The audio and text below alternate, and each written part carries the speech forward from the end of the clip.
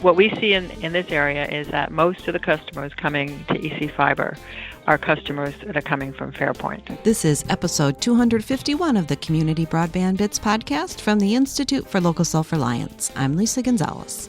ECFiber is a consortium of 24 member towns in East Central Vermont that banded together in 2008 on a mission to bring high-quality connectivity to their small rural towns. The project began with funds from many local investors.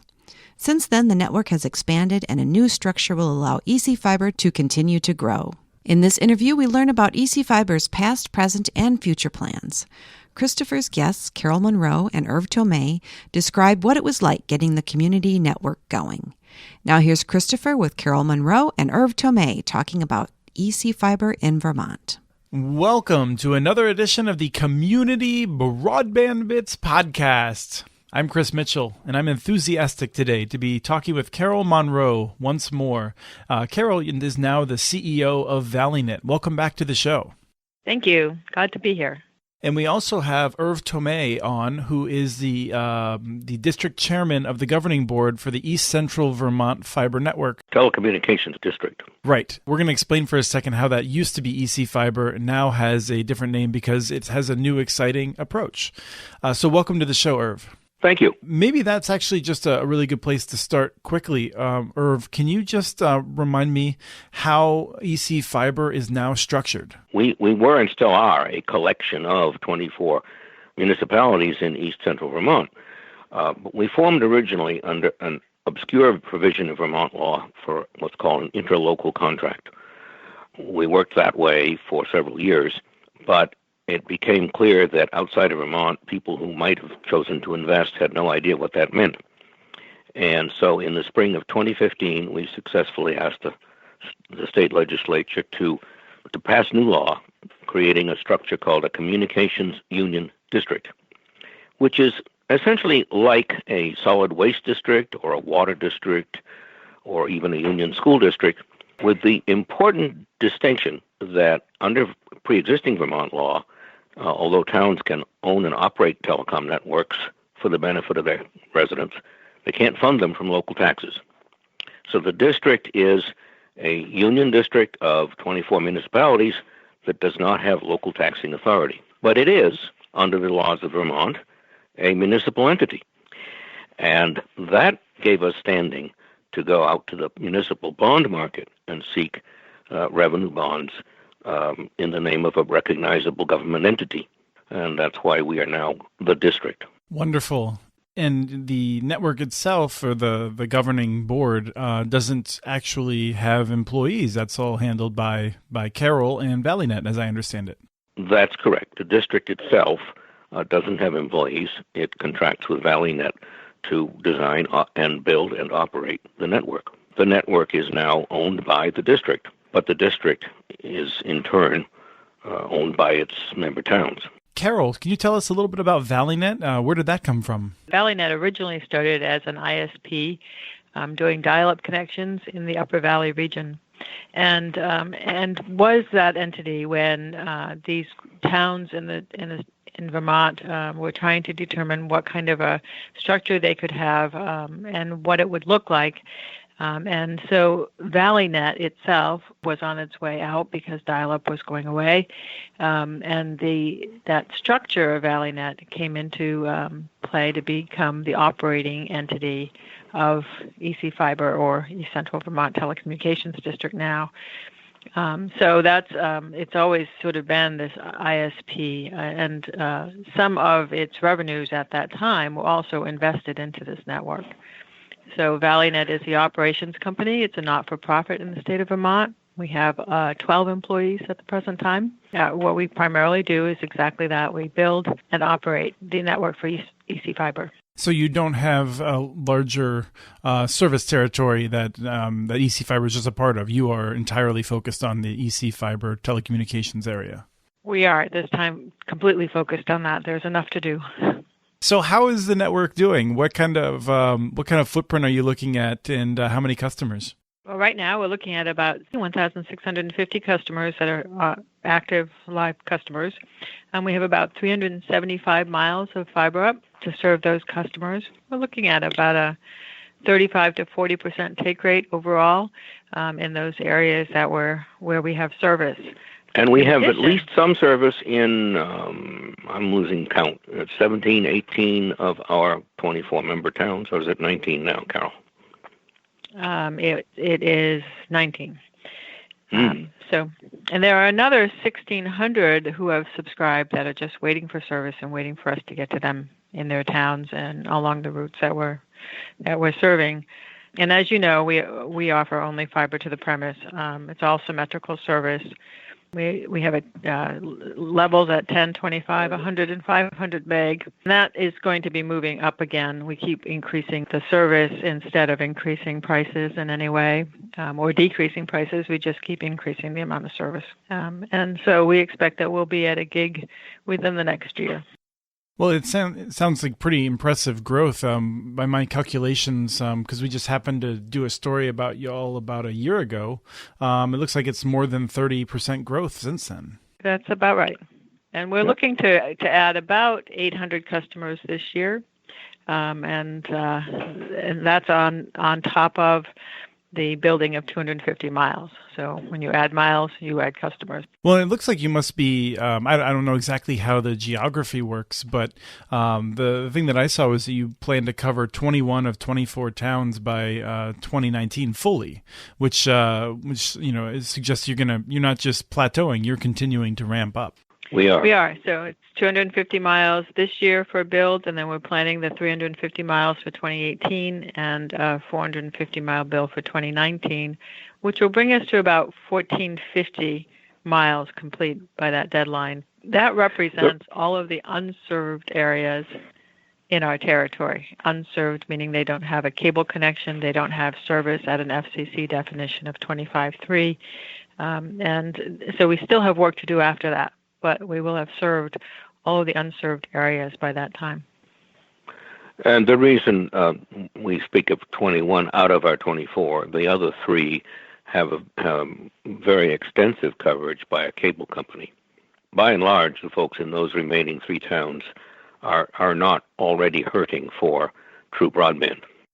That makes sense. I have to wonder if, in the years that you've been working on this, do you have more towns that are clamoring to be the 25th or the 26th community connected? We get some inquiries, and what I often say when somebody asks if we have plans to expand geographically is we don't have any imperial ambitions.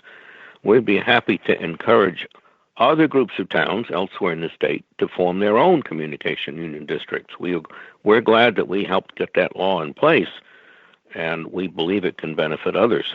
We might add a few neighboring towns, but we really got to take care of the unserved population within our own towns before we think about getting bigger.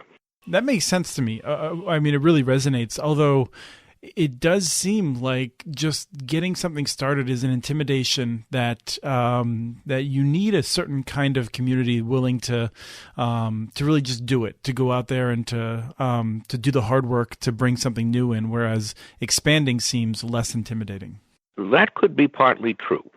Certainly, we were extremely fortunate that in 2 ways. At the very outset, that there were 3 individuals who were able to invest $250,000 each as seed money, long-term loan, and that helped us get the network hub, network operating center built, and the first 25-mile loop of cable hung. And we were also fortunate that this happens to be a group of towns with a lot of very energetic people that are willing to pitch in and work hard to make something happen. Some of the towns, certainly not all of our towns, but enough of the 24-member towns had sufficient numbers of people with some money that we were able to get to grow initially by small amounts of investment by local individuals who wanted it to come to them.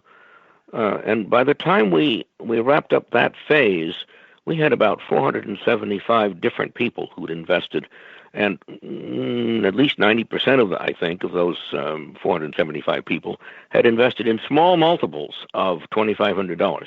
So I guess one of the things I'm always curious about is with all that grassroots involvement, are people pretty excited? What kind of stories do you hear about people that just get connected or respond? We get a lot of stories from people who are working from home, whose family comes up to visit and needs to work from their house. And that's generating a need. And so we'll get a customer who will say, can you get to my house, and can you get to, the house across the street that my son's going to buy for when he's up here. And he can't come unless there's high-speed internet here. And I think there's a number of people who generally work from here and work, for somebody outside of Vermont, but then a lot of homegrown businesses throughout. We know that because if we have any kind of an outage, small outage, we get calls from people who say, I need to process these transactions today or my employees aren't going to be paid. And I look at their account and they're sitting on a residential connection. And I think that's hard from an economic development perspective to get a handle on, to find out how many people are actually doing that. But there's some data that indicates Vermont has a very high percentage of people in self-employment. We know that there are many young people who've grown up in Vermont, and they've gotten started in a specialty, in a career, maybe through college or through military service, and they want to come home and live where they grew up. They have faced a draconian choice. There's one part of the state that's relatively urban for Vermont. That's the city of Burlington and its immediate surrounds. And there's plenty of high-speed connectivity available, but the cost of living is quite high. And then across rural Vermont, there has been very little real broadband. And so young people who would like to come home and build their career and their family end up not coming back to Vermont, but wishing they could. And we're trying to solve that problem and stop the loss of rural population in our area. Well, I guess one of the things that springs to mind, Carol, when you were describing those folks who have, friends that come up or maybe have second homes, they probably have cable connections where they're from, and they come up and they might be surprised, I wonder, how great the symmetrical connectivity is for them from ECFiber and ValleyNet. We often hear that sometimes they have better service here on our network than they do from where they come from in a very urban area. And it's more consistent. And so they enjoy being here. And of course, the more that people with second homes and people who can work from here are in Vermont, the more they spend in Vermont. It's good for economic development across the board. It's great to see that happening. So we don't rule out second homeowners. They're really a good part of our subscription base. And they may be here 3 months out of the year or 6 or 1, and yet they enjoy being here in Vermont, and they like to have that kind of connectivity that they can continue to work or do what they need to do from afar. Now, Irv, I wanted to pick up with something that you were saying about you're now able to issue bonds because you are this public district. Is that how you plan to finance the rest of the infrastructure? That's what we've been doing. Last year, we sold $9 million in revenue bonds.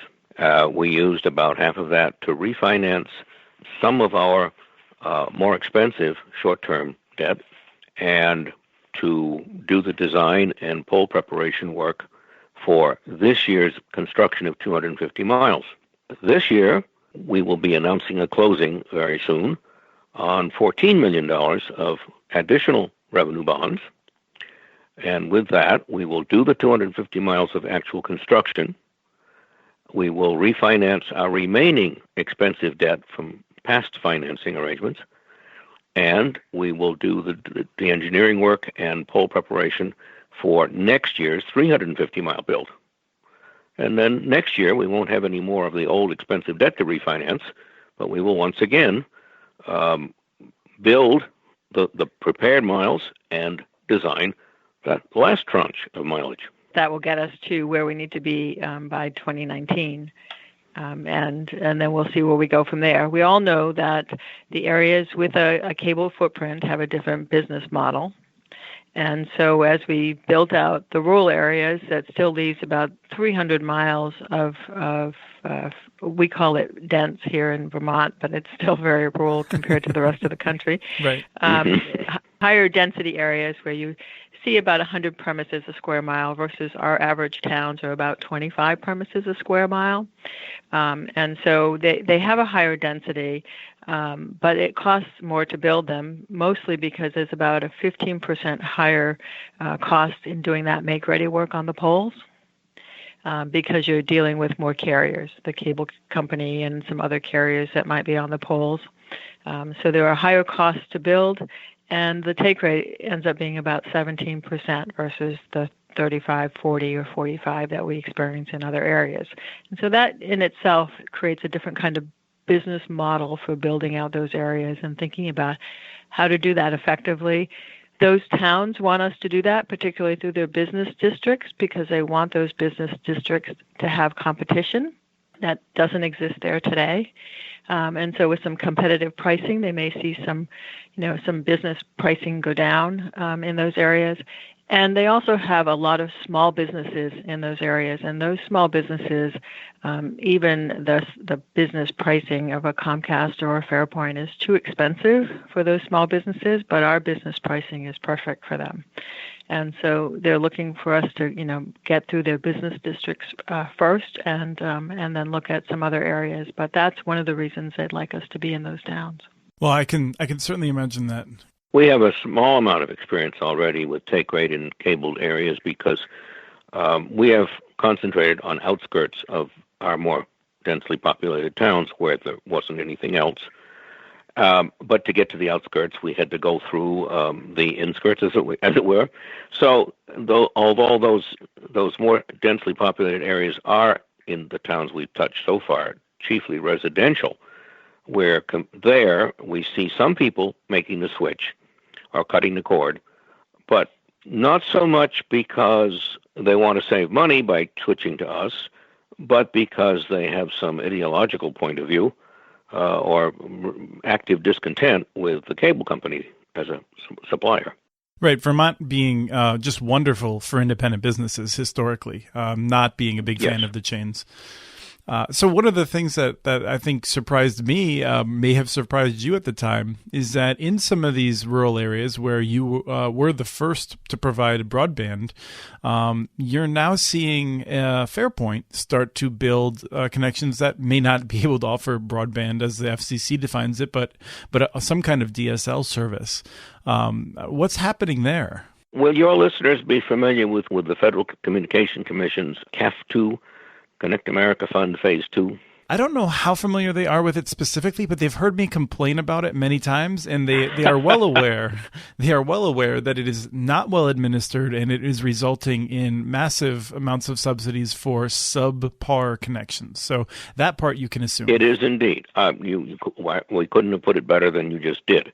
The plan was FCC wanted to make every effort that the incumbent phone carriers would take on the burden before they asked independents to tackle it. So a phone company was now required either to take all of a service territory and take on the CAF2 mandate or none. And if the incumbent passed, then there would be a reverse auction. But because Fairpoint decided to take up the offer from the FCC, we never got a chance to bid on providing service in any part of Vermont. There are about 28,000 eligible locations in the FCC's list to be serviced under CAF2, and the phone company cheerfully agreed to take on all of them, ignoring the fact that the list that the FCC was working from was a year and a half old. So there were already a few hundred locations on that list that had ECFiber service. So the Fairpoint committed to a 6-year process during which they will provide at least, no, not 25.3, but at least 10.1 service. The FCC has officially defined broadband for most of the country's residents at 25.3. The definition in rural areas remains much lower. 10.1 actually often translates to 10.75. Fairpoint's got this big job to do. We can't tell what they're doing in other parts of the state, but we do know that they are rolling out fiber to DSLAMs, fiber to neighborhood nodes, in places where we already have customers. And they're going to be offering these new potential DSL customers a service that doesn't match what the customer can get from a fiber to the home connection. And what the customer can get depends very heavily on exactly where the customer happens to be relative to the neighborhood node. Carol, I don't know if you wanted to add anything. CAF2 funding is funding connections in 14 of our 24 towns. In many cases, they are completely overbuilding where we already have existing fiber. And in the town of Barnard, for an example, there's 14 and a half miles of which we already have fiber, and we've already connected those customers, but they're overbuilding that with DSL, about 120 premises. And in our calculations, based on what they indicate, about $1,800 per connection is what they're getting paid. We can provide that service for that same amount of money without too much difficulty. And so it doesn't make any sense to us, but it's all stems from the fact that this is a small company. We're growing rapidly. In 2013, we didn't have the connections that we have today, and they were using old data to create the lists in which Fairpoint is building from. So that's part of, inconsistencies of the FCC and some of this not doing it effectively. Carol, one of the things that I just think when I see that is that if your roles were reversed, if you were getting some kind of federal subsidy to compete with Fairpoint, I have to think that given the power of these larger companies in D.C., that someone in D.C. would notice and they would pull the funding back from you and say it was wasteful. But somehow that just doesn't seem to happen with when small companies are getting the short end of the stick. You're talking to a company that has gotten no federal funding. We're not in it to make a profit. We're able to do this to serve our residents, and we're able to do it at lower cost because we don't have to return dividends to stockholders. And Carol had noted that ValleyNet itself as the ISP is a nonprofit. So, it's just one of those things that just I find so frustrating. I mean, here you've gone to this trouble, and now you have to deal with this massive subsidy going to Fairpoint, which is then taking it and putting it into DSL. And, we've been wrestling with this in a few other states as well with the massive subsidies. And I was trying to figure out exactly how much a company like Fairpoint itself has to put in. And it's not clear. And in talking to experts that follow it closely, it's really not clear. Although one of the things that I want to ask you, Carol, is I think some of that, because you mentioned it's $1,800 and it's split up over 6 years, I think some of that money is actually destined to be operating costs because, as you know, running those DSL networks has a high operating costs. And so they are going to be expecting future handouts as well, whereas you've built your network in a responsible manner using a technology that has lower operating costs. So you will not require, you didn't get any past handouts, but you're not going to get any future ones either, and you don't need them. I thought that the FCC with CAF2 was telling phone businesses, large or small, we are shifting here from ongoing support to capital investment. And after that, you have to be on your own.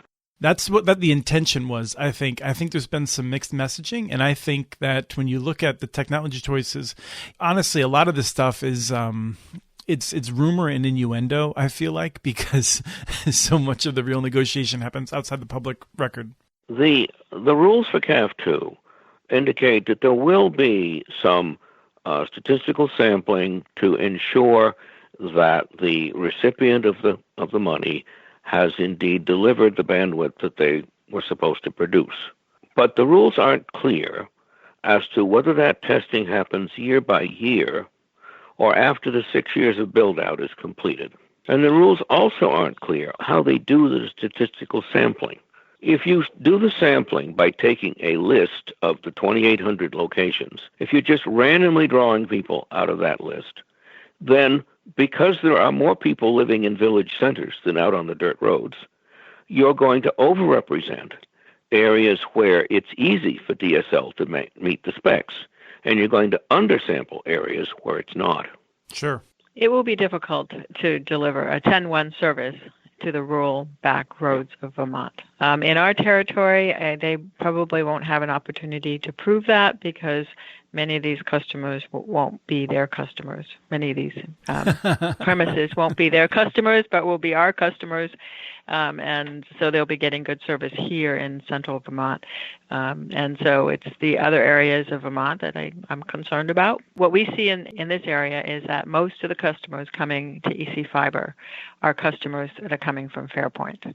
There's about 10% of our customers who move over come from a wireless ISP. That was a stopgap measure to begin with. And then most of them are coming from Fairpoint. About another 10% come from the cable companies. What bothers me is, of course, that money could be better spent.